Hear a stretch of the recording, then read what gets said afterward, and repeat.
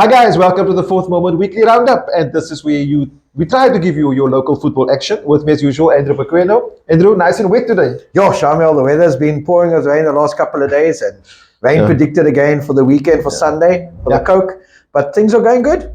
Andrew, you still coaching? Were you in the rain the weekend? Yeah, I was. We played a cup game on Sunday. I was in the very wet. Very wet. We only kicked off at about 4:10, 4:45. Yeah. And that's when the big storm came, and I was very wet there. But listen, this is what we do. We do it for the love of the game. Yeah, definitely. So guys, we're going to jump right into it. As you can see, we're now recording again today from the Pequeno store in 7 Beach Road, Maitland. So yeah, nice and a bit warmer in here with all the clothes around us and so on. So let's get going. Obviously, results of the third division. We spoke last week about the relegation zone. Just looking at some of the results of those important guys there. Milano, first year back in the third division and back down again, losing 5-1 to Cape Town City. Yeah, we didn't think that they'd get the result against City, unfortunately. And then, the other two results we'll get to now and see how that impacted it. Yeah, just chatting to Coach Rafik Taylor, the obviously manager at Milano, after the match. Also, he was saying, look, it's just they just weren't in it on that game. City just better team, fitter. Is what it is. Yeah, I think it's a bit of a wake-up call for Milano. If we remember, we got Coach Kipper on the show before the season. Yeah, after a couple of games, they had won, I think, the first 2 games. And he was quite confident of them, competing for the title. But nothing ever happened. They never built momentum from then onwards. And unfortunately, people need to realize that there's a big step from LFA football to third division. Look, I think you got to have the right kind of players, experience in key areas. I was going to say, it was a great thing that they tried to do for their youngsters. Obviously, Milano youngsters are always there and thereabouts. Very good, and they were trying to give them a sort of a platform to express themselves. But you know what? We wish them luck with their next venture. I'm sure this is not the last we're seeing of Milano. They will be back. They're too good enough of a club with a big history. And a lot of youth players. And I'm sure we'll see them around. And they still have an opportunity to try and get back to the LFA playoffs. So we never know. Yeah. Looking at other results, the Ocean View and Jomo's Power. Ocean View winning 3-2 there. Yeah, the big result for Ocean View. That gave them, that basically made them safe. Yeah, I think that was the great escape I was talking about. The bottom of the log for most of the season. I remember it was a few years ago we had the same thing with Salt River Blackpool, I think, and they also, I think it was just survived. So yeah, well done to Ocean View. Listen, there's going to be 2 clubs from Ocean View in the third division next year. It's going to be Ocean View and Seaside Spurs. So it's going to be very interesting derby game that. Yeah. And then looking at some of the other results, the Woodlands United and Cape Moyo. Cape Moyo getting one over Woodlands there 3-2. Yeah. We said that Woodlands game at least would be winnable. Correct. Cape Moyo, I got a nice text message from the Moyo coach there to say, no, it wasn't done. Woodlands didn't win. We pulled one over. So I say, well done to Zulu and the guys there at JL Zwane. Yeah, listen, we just thought it was winnable because Woodlands were at home. And they had to fight. Yeah. They had to get the result. And unfortunately, they didn't get the job done. And that unfortunately puts them in the precarious position of being in the third bottom spot. They got to rely on Junction getting promoted to the playoffs for them to survive. And it's actually very sad, Shamiel, because if Woodlands do not survive, that means there's no Mitchell's playing team in the regional third division next year. And, such a big area with such huge amount of talent as Mitchell's play, and it's actually very sad for our region. Yeah, so just confirming, bottom of the log there, Invincible Craven be relegated. Milano relegated, and then Woodlands third last. So remember why Woodlands are in the mix is because Wanderers from the ABC Motsepe will be coming down to the third division because they were relegated from that league. So the only way Woodlands can survive is if Junction Rovers go to the playoffs, win, and then obviously they will then become in the APC Motsepe, and then that leaves a spot open for Woodlands basically. Yeah, and I mean Junction's playoffs are the 1st to the 2nd of July at Veldrift up the west coast.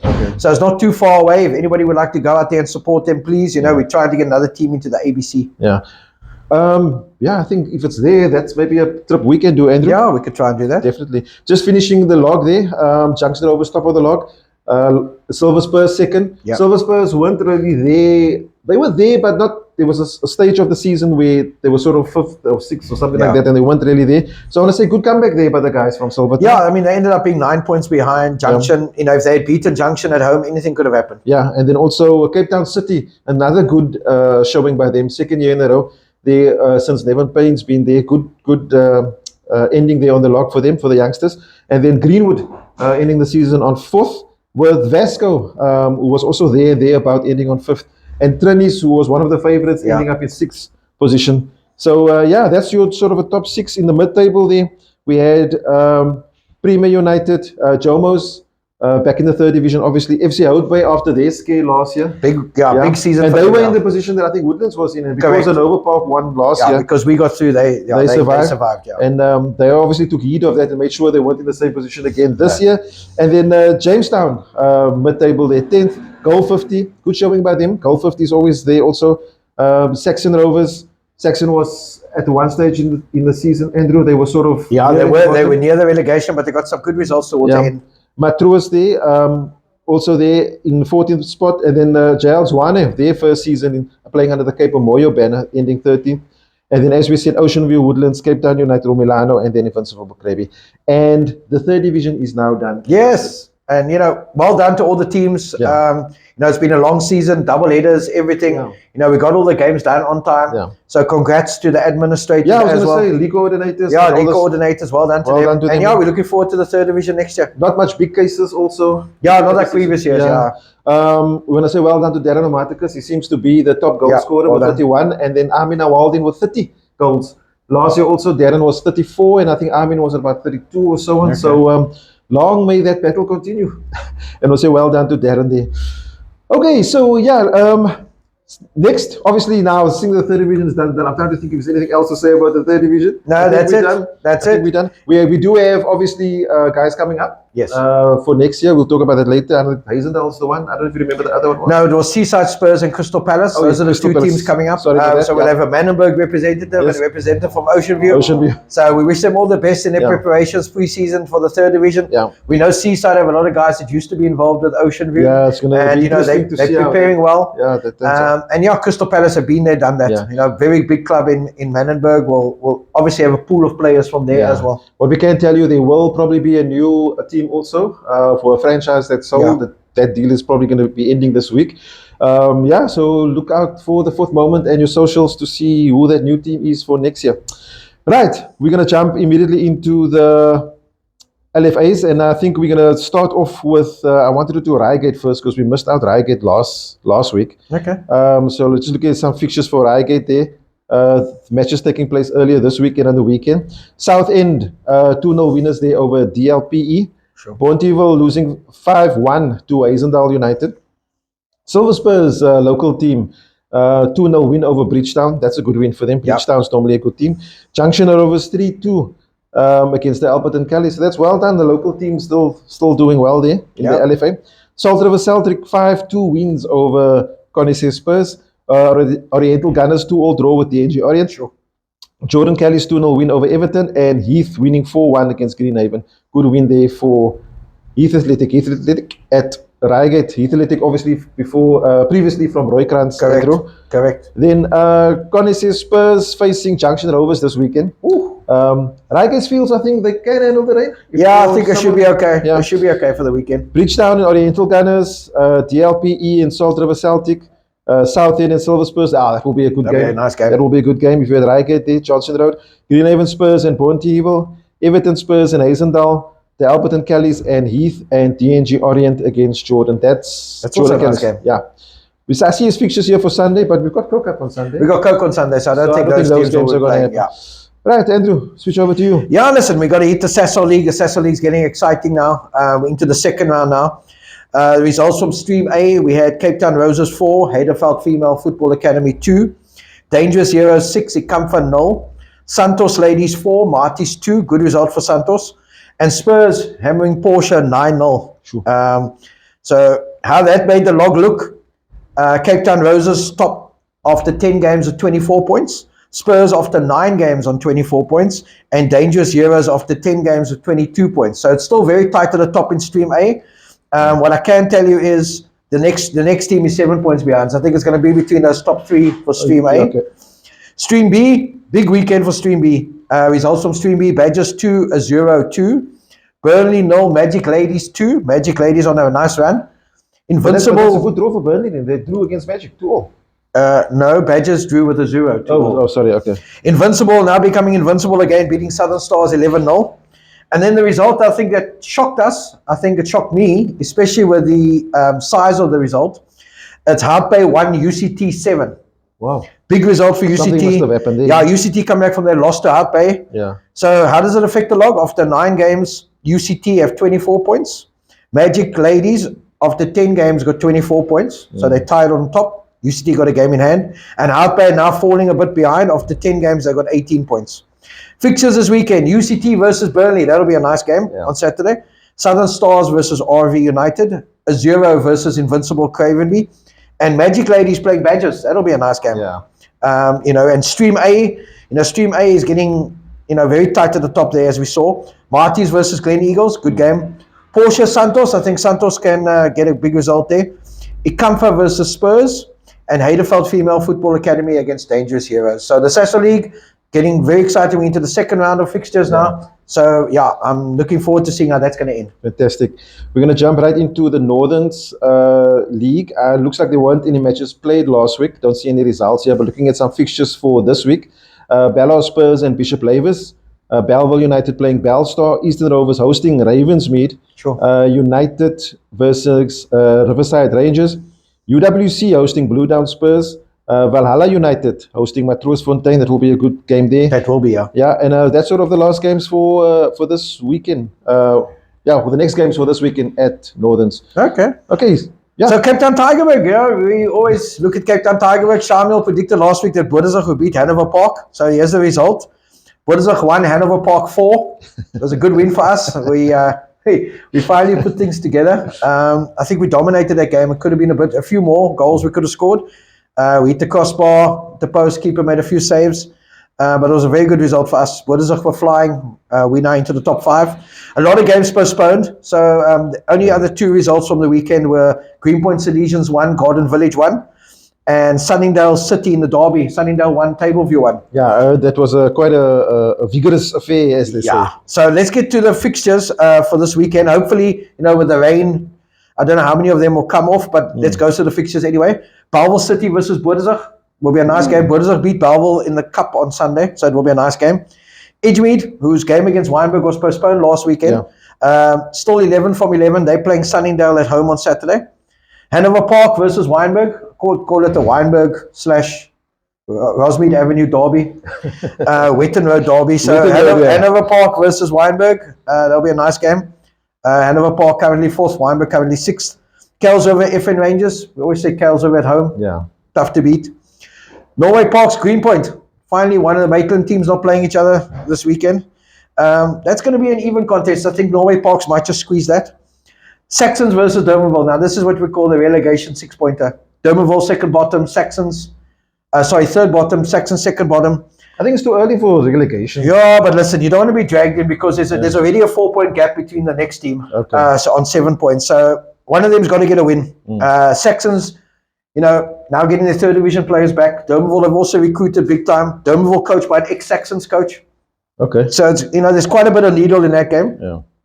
And then what I call the game of the weekend, Tableview at home to Regersdal. 2nd versus 3rd as it currently stands on the log. Yeah. Tableview at home.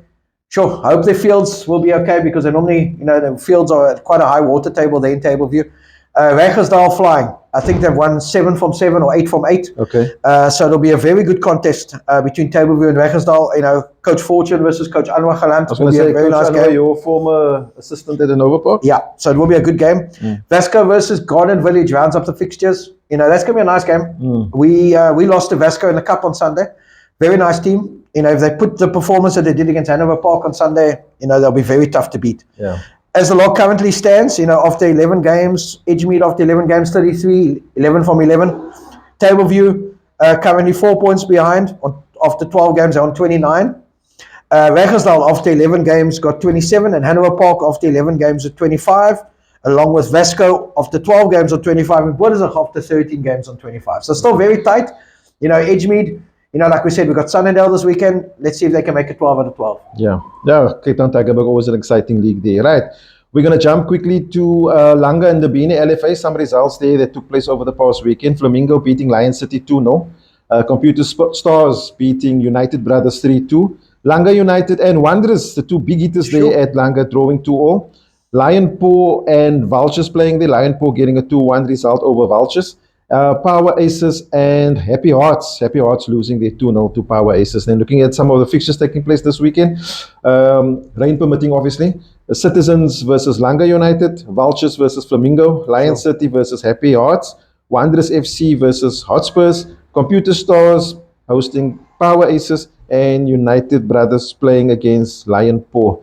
Those games all on the A and the B there at Langa United. Yeah, we playing Hanover Park is drawn to play Lion Paw in the Coke on Sunday. Okay. So it'll be we're nice at Hanover Park? At Hanover Park. Okay, so that match will continue because we're playing on the AstroTurf. Yeah.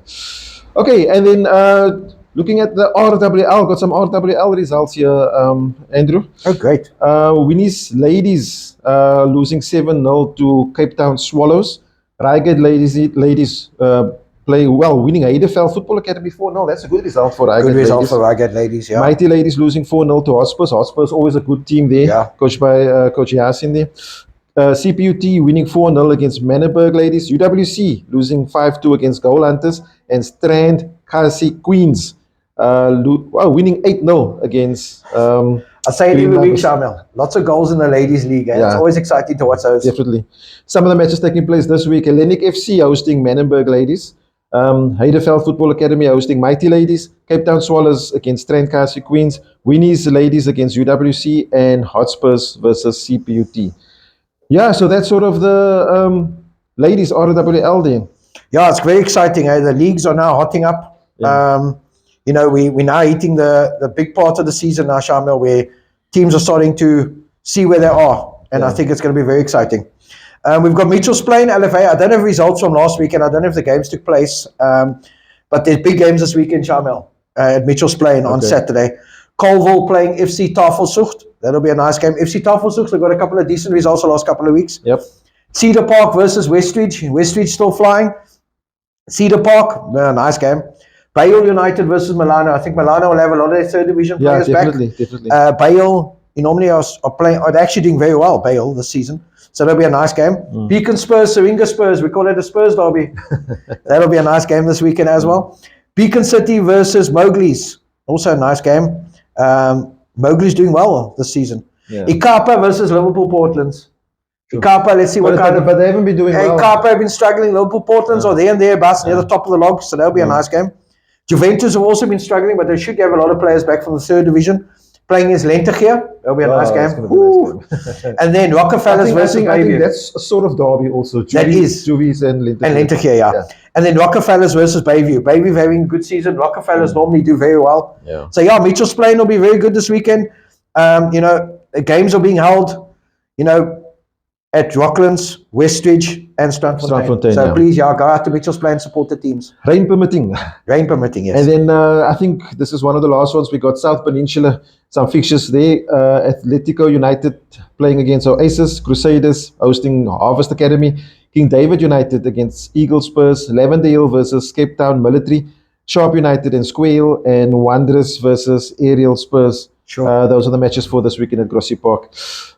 And the log at the moment, Shamiel, do we have logs? No, I don't think they've got much games on. We can check for the logs quickly because I don't think there was matches. Because normally week. Wanderers and Lavender Hill normally fight it out. Yeah, so you're right. Wanderers 5 matches played so far, they're in top. Lavender Hill 4 matches played, they also top.